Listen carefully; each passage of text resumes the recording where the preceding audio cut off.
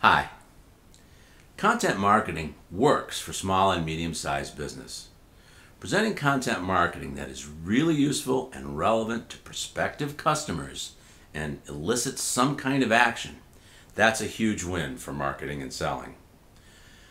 We've all seen creative online content that we thought was great, and we've seen content that we thought was really not so great. Creating creative content really successfully needs some organized thinking about goals and strategy. Here's some of how I think about it. You could call it my creative brief format. First, for the majority of small and medium-sized businesses and business marketers who probably don't have an unlimited budget, I say, don't avoid the obvious. What's the obvious? Well, that first serious communication course you took in college said, know your audience. That's obvious, right?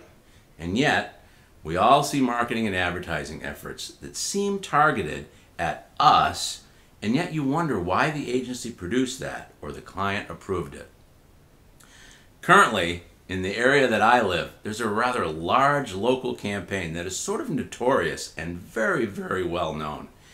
They've paid for lots of local advertising, and consequently they have really, really good brand awareness. But I would never use their service because, to me, their creative makes their rather important service look juvenile and stupid. Why would I want juvenile and stupid service? Now, I'm sure the folks doing the creative at the agency would argue otherwise, but for me, the creative just doesn't work.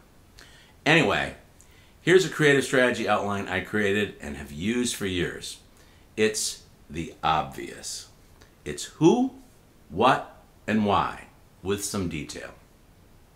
Specifically, who? Who is the audience? What is their demographic information? What is their attitude?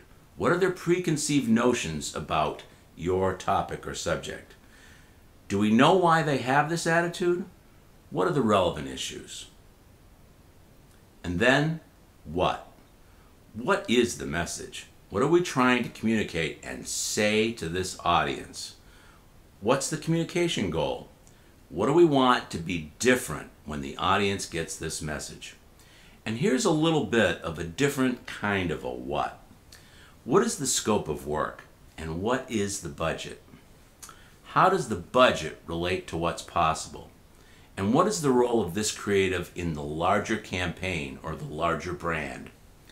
It's important to include scope of work and budget because the resources you have relate directly to the range of creative solutions you can afford to propose and produce. Often, if budget is tight, simplicity and clarity of thought win over more creative or more subtle approaches. Come to think of it, simplicity and clarity of thought win most of the time. So, we get really clear on who we are talking to and what we want to say to them. And then we choose a creative approach or technique and we test it with the whys. Why do we think this approach will be successful? We must have at least good, plausible answers to the following questions. Why do we believe the approach we're using will work for this specific audience given their attitude about the subject? How and why will our choice of media work? Why will this message be effective? Why will this design or creative approach work given the audience, the media, and their attitude? And how can we be most effective with this budget? Success depends on clear messages delivered using creative techniques specifically chosen to enhance the message. And here's a final point I've added. Because of the way the web and inbound marketing works today, what are our measures of success? Because online, the process of attracting, converting, closing, and delighting customers is far more measurable than traditional advertising has ever been. Specific goals and measures matter. So that's the obvious. If you have a good creative content strategy, your chances of producing really effective marketing are way above average. In fact, they're probably ensured. So don't avoid the obvious. Embrace it.